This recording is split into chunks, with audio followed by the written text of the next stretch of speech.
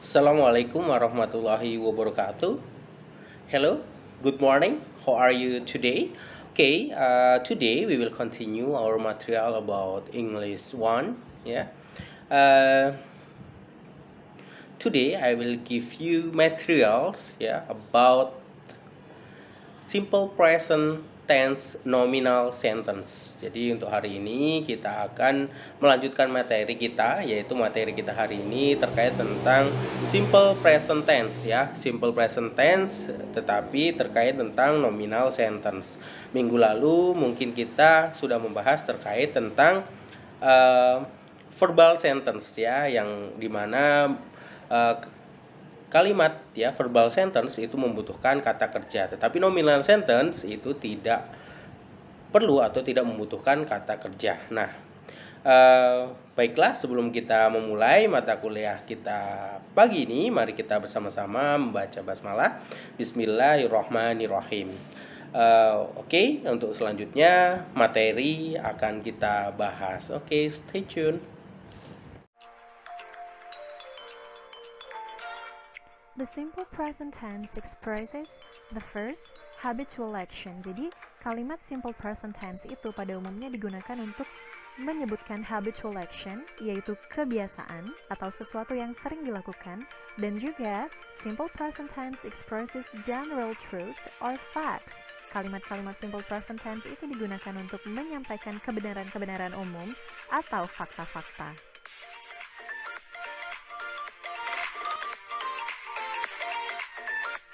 Dalam simple present tense, terdapat dua jenis kalimat. Yang pertama kita mempunyai verbal sentence, yaitu kalimat yang mengandung kata kerja, dan kemudian kita punya nominal sentence.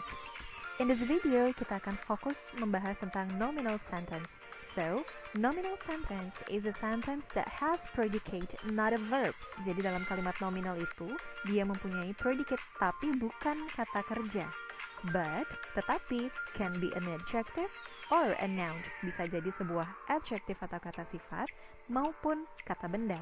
And it should be inserted to be, dan harus ditambahkan dengan to be, which is, am, and are. So, nominal sentence seperti kalimat-kalimat dalam bentuk tenses yang lain juga memiliki tiga bentuk, yaitu affirmative sentence atau kalimat positif yang terdiri dari subject, to be, noun, kata benda, atau adjective atau kata sifat. Kemudian kalimat negatifnya dibentuk dengan subject, to be, not, dan noun atau adjective. Dan terakhir, to be, subject, noun atau adjective untuk membentuk kalimat tanya. So, dari pattern yang tadi kita akan membahas dari awal, yaitu dari affirmative sentence, kalimat positif, di mana formulanya pertama harus ada subject. Subject di sini ada 7, which is I, you, they, we, she, he, dan it. Kemudian ada to be, di mana masing-masing subjek sudah memiliki to be pasangannya masing-masing. I dengan am, you dengan are, dan seterusnya. Dan terakhir, dalam kalimat positif harus ada adjective, kata sifat, maupun noun atau kata benda. Seperti happy, itu adalah adjective, kata sifat, kemudian a pilot, itu bisa disebut dengan noun. Jadi, kalimat ini jika digabungkan, dia akan menjadi I am happy. Kemudian, you are a pilot. Kemudian, she is a nurse, dan seterusnya.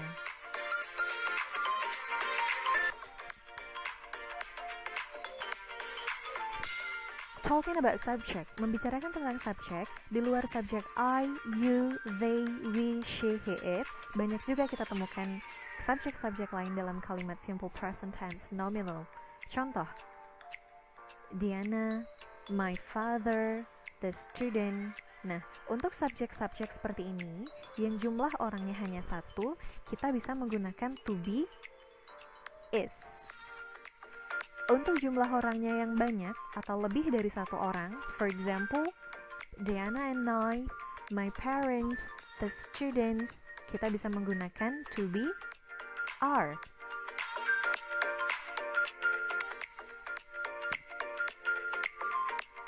Here I have an example of an affirmative sentence. Ada sebuah contoh kalimat positif di sini.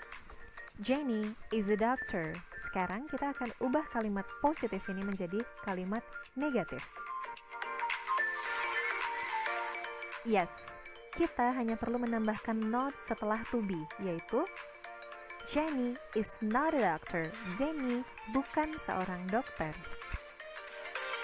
And then now we are going to change the sentence into the interrogative sentence. It will become, is Jenny a doctor? Jadi, to be-nya, is-nya dipindahkan ke depan dalam kalimat tanya. Jadinya, is Jenny a doctor? Apakah Jenny seorang dokter? Jika iya, kita bisa jawab, yes, she is. Kalau no, kita bisa jawab, no, she is not. Kenapa kita menjawab menggunakan she? Yes, betul, karena Jenny itu adalah seorang perempuan dan ganti untuk dia, untuk perempuan, itu adalah she.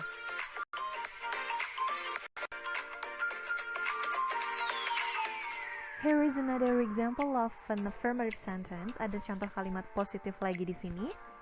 They are happy. Mereka bahagia. Kemudian, kalimat positif ini jika diubah menjadi kalimat negatif, dia akan menjadi they are not happy. Mereka tidak bahagia. Kemudian, dalam kalimat tanya, kita cukup memindahkan are ke awal kalimat. Jadinya kalimatnya akan menjadi are they happy? Apakah mereka bahagia? Jika iya, kita bisa jawab dengan yes, they are. Jika tidak, no, they are not. So here's the last part of this video. Semoga bisa dipahami dengan mudah.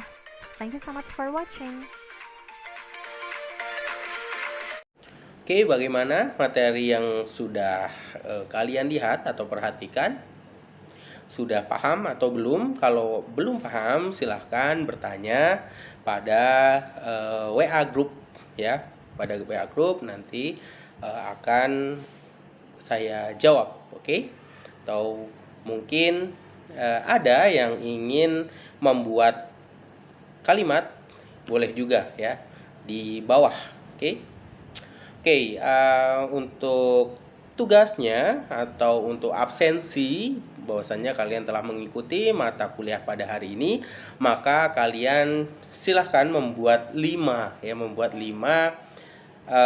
sentence ya, 5 sentence terkait tentang nominal sentence ya. Itu boleh positif, negatif atau interrogatif atau yes no question yang nominal sentence ya, bukan yang verbal sentence. Oke, saya tunggu ya di WA group.